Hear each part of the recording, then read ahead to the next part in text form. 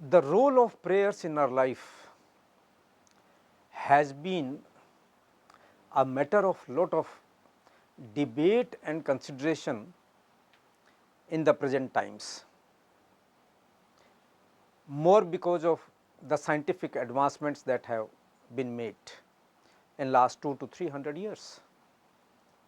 So, it becomes very important to understand the physics and chemistry of the prayer. We know that thought is energy, and we know that every thought has an effect on us emotionally, mentally, physically. Negative thought generates negative energy and positive thought generates positive energy. Prayer can also be positive or negative. I may pray for something very holy, something very pious, or I may even pray for something extremely negative, thinking of harming somebody. It does not matter as to what kind of prayer with what objective I am making. The effect will be same. With the positive prayer, the result will be positive, and with the negative prayer, the result will be negative. The physics is simple, the physics will not undergo a change. The chemistry is also simple, that whatever is my thinking process, correspondingly will be the outcome, the effect on my neuroendocrine system, my physical health, my mental health, my emotional health. People have different belief systems.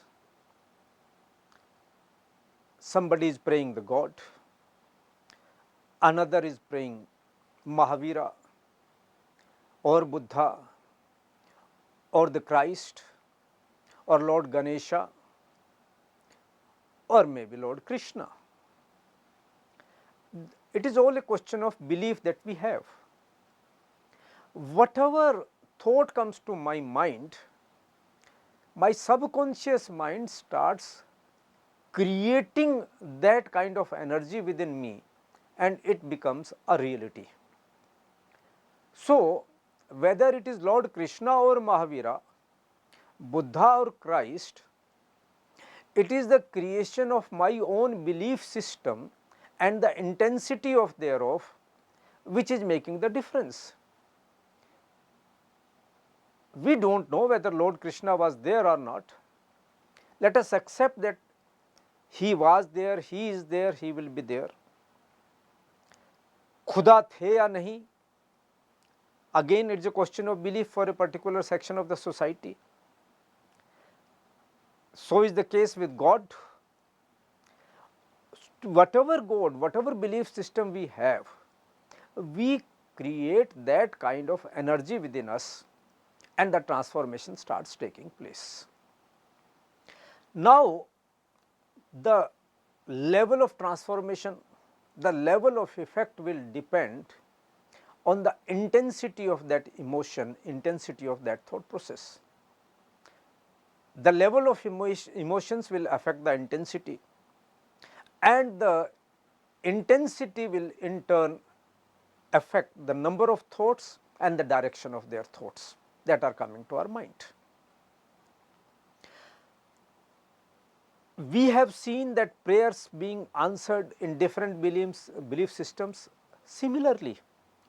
I cannot say that in a particular belief system the prayer is answered more effectively than in a different kind of a belief system. It is not the belief system that matters, it is the intensity of the emotions, intensity of the thoughts, it is the amount of effort that has been put in which brings about the change. We should not impute it to the belief system, we have to relate it to our own nature of thoughts and their intensity. Scientifically speaking, around 40 thoughts come to our mind every minute, and in case we are anxious, we are angry, we are scared, the number of thoughts will increase. It may also so happen that we are extremely scared, and out of that scare, out of that fear, we just think of one and one thing alone, that is the height of prayer, height of intensity. We think of that particular thing, we pray extremely intensively. Now it does not matter whether I am praying to the Lord or I am just praying in vacuum, again the process remains the same. If I have a particular object in mind through which I am praying, I believe in a particular God, I believe in a particular system, and I start praying accordingly, my belief system will say that that particular Lord has helped me. That is one way of saying it. I may not believe in the existence of God at all. I may be an atheist, I may be a Gnostic, that also does not matter. But if I am desiring something extremely intensively with a concentrated mind, the energy has to work, the physics will be same. Physics is not dependent on belief system, physics is not dependent as to what belief you are having, whom you are praying. Physics is dependent on the type of thought, intensity of thought that I am having, and it will start working accordingly. We might have heard of Louise Hay, who was suffering from vaginal cancer. Now what she did? It was a terminal cancer, and she started visualizing that her cancer is getting cured, and she started working on it extremely intensively, and one fine morning she found that she was totally out of it. Thereafter she has written a book, Healing the Body, wherein she has listed out 400 different physical disorders or mental disorders, the possible causes of the negative thoughts that might have triggered that disease, and the possible positive thoughts, if replaced from the negative thoughts, the way of curing them. Now she is not talking of any particular God, she is not talking of a particular Lord, she is only saying that if we have a positive energy working on in a particular direction, we can transform even the physical health, mental health or emotional health. Same is the case with reference to our prayer. When one is working very intensively on curing a particular disorder in the body, this is also a prayer. Prayer is just intensive thoughts with a full devotion, and whatever is the nature of devotion, that is going to be the outcome. So we have to understand that we are making prayer every moment. So every thought that is coming to our mind, we must say that we are praying, because whatever we are desiring, whatever we are thinking, we are simply praying. If we could transform those thoughts, we could learn that art of transforming those thoughts and keeping them in positive order. It means we are praying all the time and we are generating a positive energy all around us all the time. Yoga sadhana is a way of transforming that energy, because it shares with us, it tells us the technique of keeping those thoughts positive. In yoga sadhana we have asanas. We use asanas because asanas are not physical exercise alone. The physical exercise that takes place in asanas is actually related to our neuroendocrine system also. The asanas have been designed in such a fashion that they work not only on our skeletal system and the muscular system, they work on our neuroendocrine system also. And once they start working on the neuroendocrine system, they start affecting our thought process also. We have pranayama in yoga sadhana. Pranayama again is not a breathing exercise. If I am breathing deeply, regularly, intensively, I may be increasing the intake of oxygen within me. I may be increasing my lung capacity, but that is only one physical way of looking at things. Actually, the rhythm and speed of the breath is directly related to my physical, mental and emotional health. Thoughts are directly related to my breathing pattern. Whatever kind of thought that I will be having will correspondingly change my breathing pattern, and if I regulate my breathing pattern, my thought process will also undergo a change.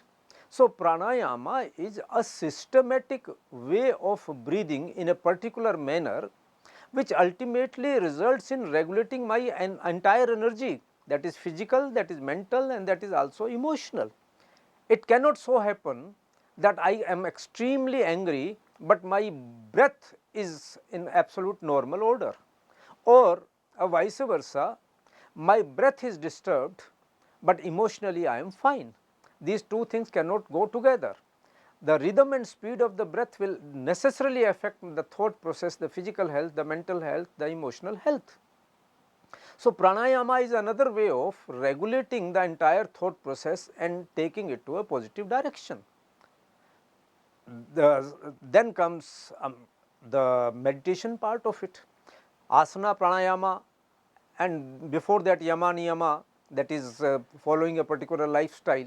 These are all preparatory towards the meditation, the pratyahara, dhyana, dharana, samadhi. They are basically taking us to a unidirection from the multiplicity of thoughts, from the scattered thoughts to a concentrated mind. So, when we have a concentrated mind, then we are directing our energy in a particular direction with a particular thought process. Of course, ultimately we may probably land in a thoughtlessness state, but that is much later. But to start with, now we are giving a direction to our thoughts, and direction with necessary intensity that is required of it.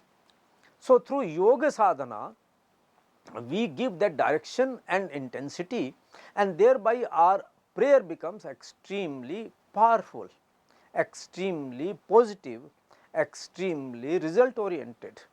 So, yoga sadhana is a training of mind to pray appropriately. When we do prayers, we know that we go to temple because we want a positive energy there, with the positive surrounding, and it has its own impact. We want surroundings to be clean because that again has its own positive impact on us.